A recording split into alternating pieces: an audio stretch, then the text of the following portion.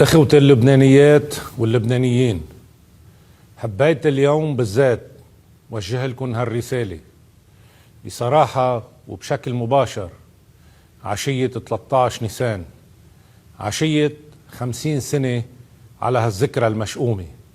50 سنة يعني اللي خلقوا يومها اليوم صاروا مقضيين أكثر من نص عمرهم بالقلق والخوف وعدم الاستقرار، واللي كانوا ناطرين يومها يختاروا لأول مرة مين بدهم يمثلهم سنة 76 صاروا اليوم فوق 70 من عمرهم، ويمكن بعد ما اختاروا ولا مرة كيف بدهم لبنان. 50 سنة، جيلين كاملين ضاعت أيامهم وأحلامهم وكل عمرهم، وبعد ما خلص الضياع. والأهم بهالذكرى نتذكر آلاف اللي ماتوا من كل لبنان وبكل لبنان، وآلاف اللي بعدها جروحاتهم شاهدة، وآلاف العائلات يلي بعده جرحها مفتوح، مع المفقودين اللي هن وأهليهم ضحايا الحرب الدايمين.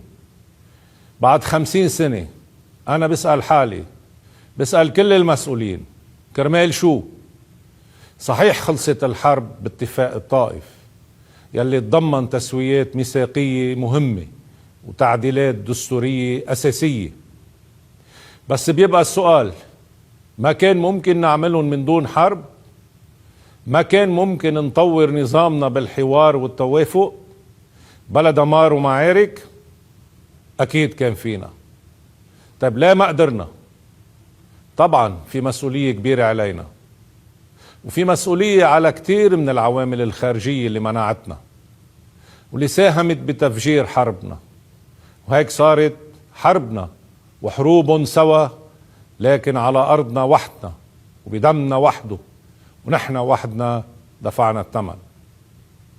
اليوم بعد نص قرن على هالمأساة اللي ولدت مآسي، أنا جاي أقول لكل إخوة اللبنانية، واجب علينا نكون تعلمنا من هال50 سنة.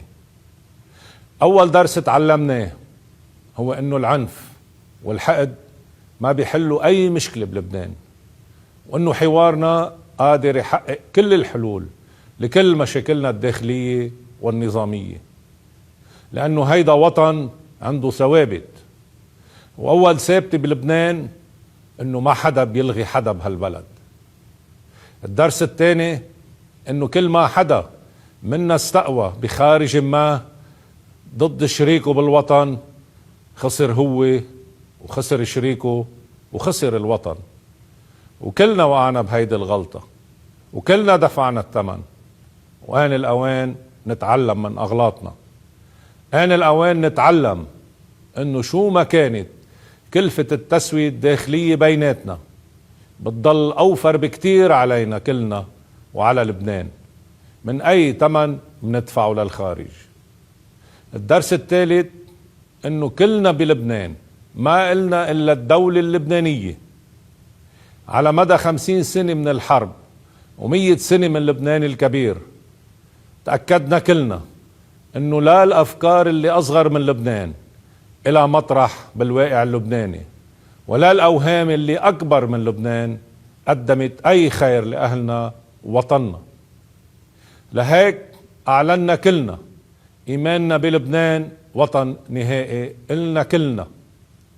ولما نقول ما إلنا إلا الدولة اللبنانية، يعني ما إلنا إلا مؤسسات الدولة، ويعني ما إلنا إلا بعضنا، حتى نكون كلنا سوا متساويين حتى لو كنا مختلفين.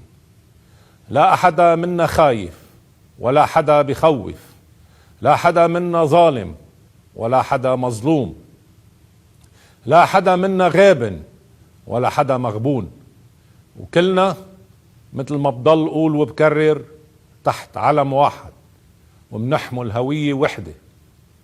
من فترة قريبة انطلقت صواريخ مجهولة من جنوب لبنان، ما حدا عرف مين وراها، بس كل اللبنانيين أكدوا إنها ضد لبنان وإنها مؤامرة خبيثة على بلدنا، وعم تستهدف استقرار لبنان وأمن اللبنانيين، لأنه عم تقدم ذريعة إضافية ليلي مش ناطر ذريعة حتى يعتدي على لبنان.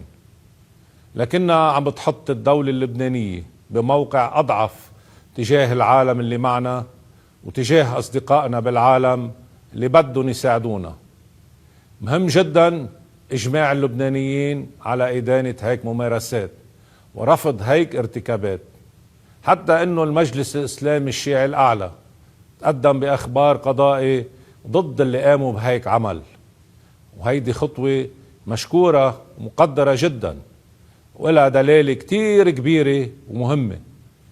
لهيك اليوم أنا جاي إلكن آن الأوان لآخر درس لازم تتعلموه من 50 سنة على 13 نيسان. آن الأوان نقول كلنا سوا ما بيحمينا إلا الدولة القوية السيدة العادلة الموجودة اليوم، الدولة المنبثقة من إرادة اللبنانيين والجادة لتحقيق خير وسلام وازدهار كل اللبنانيين.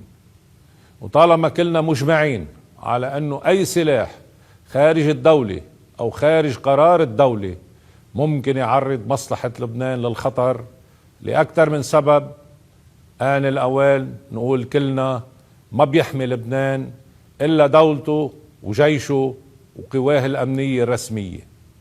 آن الأوان نلتزم كلنا بمقتضيات هالموقف حتى يبقى لبنان، حتى نكون تعلمنا من 50 سنة من حروبنا المجنونة، وحتى نقول ليلي راحوا ولكل اللي بعضهم هون وحياة تضحياتكن نحن دفنا الحرب للأبد، وممنوع ومستحيل نرجع لها أو ترجع لنا. وحياة أولادكن والأجيال الجاية وحدتنا هي سلاحنا وسلاحنا هو جيشنا. حتى كل 5 سنين اللي جاية تكون أيام خير وسلام وفرح وحياة، لأنه نحن خلقنا للحياة والحياة خلقت إلنا. عشتوا وعاش لبنان.